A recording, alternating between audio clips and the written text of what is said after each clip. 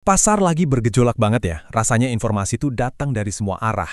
Geopolitik panas, harga-harga pada naik, rupiah nggak stabil. Bingung? Ya jelas lah. Tapi tenang, di tengah semua keriuhan ini, sebetulnya ada cara kok buat nemuin sinyal yang jelas. Yuk kita kupas bareng-bareng dan kita akan fokus ke salah satu kompas yang paling menarik di pasar modal kita, indeks syariah. Coba deh, kita buka aplikasi investasi atau portal berita, yang pertama kali nyambut kita apa? Deretan angka merah. IHSG yang jadi barometer utama pasar kita, lagi merosot. Terus kita lihat berita internasional, wah konflik di Timur Tengah lagi memanas. Dan ini katanya bisa bikin guncangan ekonomi global. Harga minyak langsung ikut meroket. Dari dalam negeri juga nggak kalah seru. Ada rumor kenaikan harga BBM yang bikin kita semua langsung teringat kejadian di tahun 2022 lalu. Bikin deg-degan kan? Dan tentu saja, nilai tukar rupiah yang naik turunnya udah kayak roller coaster. Semua ini terjadi dalam waktu yang bersamaan. Wah, udah kayak badai yang sempurna. Nah, pertanyaannya sekarang, di tengah lautan informasi yang simpang siur dan kadang bikin takut ini, gimana caranya kita bisa ngambil keputusan yang bijak, gimana caranya kita bisa lihat gambaran besarnya, dan yang paling penting, kita mesti gimana?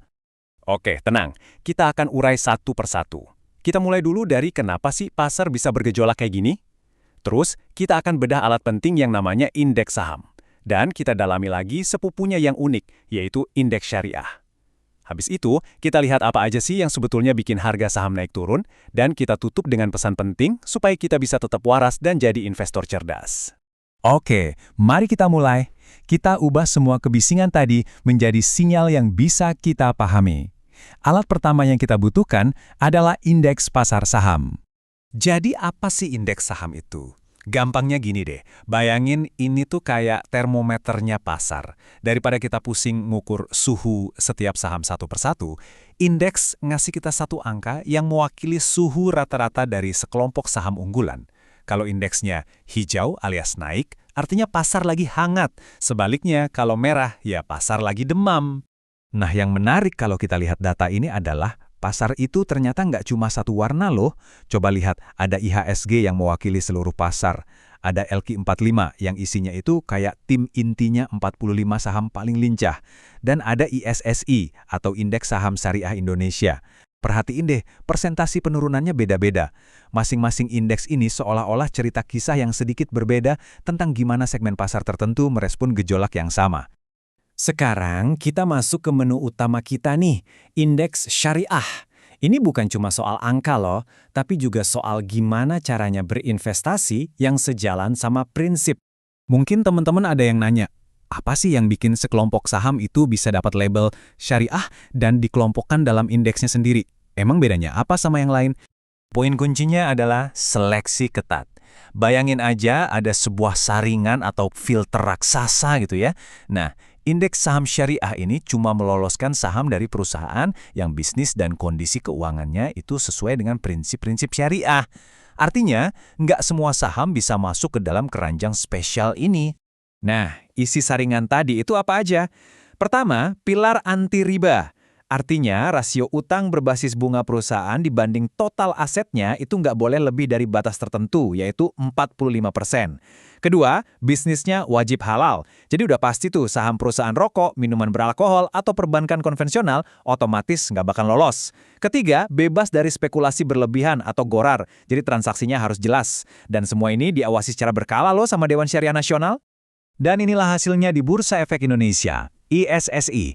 Angka 251 yang Anda lihat ini adalah cerminan kinerja gabungan dari semua saham yang berhasil lolos seleksi syariah. Ini jadi barometer khusus buat kita lihat gimana segmen pasar yang berbasis prinsip ini bertahan. Terus, siapa aja penghuni tetap di dalamnya? Nah, kita sebutin ya, 7 nama besar yang mungkin udah nggak asing lagi. Ada Telkom Indonesia, TLKM, Unilever, UNVR, Kalbe Farma, KLBF, Indofood, INDF, sampai ke sektor energi seperti Adaro, ADRO, United Tractors, UNTR, dan Vale Indonesia, INCO. Mereka ini adalah contoh perusahaan-perusahaan keren yang lolos dari saringan ketat tadi. Oke, gambaran besarnya udah dapat nih lewat indeks. Sekarang kita coba zoom in sedikit yuk. Apa sih yang sebetulnya bikin harga satu saham spesifik itu bergerak naik atau turun? Jadi, di luar faktor eksternal yang heboh tadi, ada yang namanya aksi korporasi. Ini tuh kayak gerakan internal yang diambil perusahaan. Contohnya, kalau perusahaan ngumumin mau bagi dividen besar, itu sinyal bagus. Sebaliknya, kalau laporan keuangannya ternyata di bawah ekspektasi, wah itu bisa jadi sinyal negatif. Bahkan pengumuman mau merger atau akuisisi aja bisa langsung bikin harga sahamnya goyang. Ini adalah berita dari dalam, yang wajib banget kita perhatikan. Setelah kita paham semua ini, bagian paling penting adalah gimana cara kita meresponsnya, gimana caranya kita bisa tetap berpikir jernih waktu pasar kelihatannya lagi serem-seremnya. Salah satu sumber yang kita pakai menyoroti satu hal krusial yang bisa kita rangkum dalam kalimat ini. Pada akhirnya kunci investasi yang sukses itu bukan soal jago nebak pasar, tapi soal jago ngendaliin diri kita sendiri. Menjaga kewarasan finansial itu modal paling penting. Jadi, yuk kita rangkum poin-poin pentingnya. 1.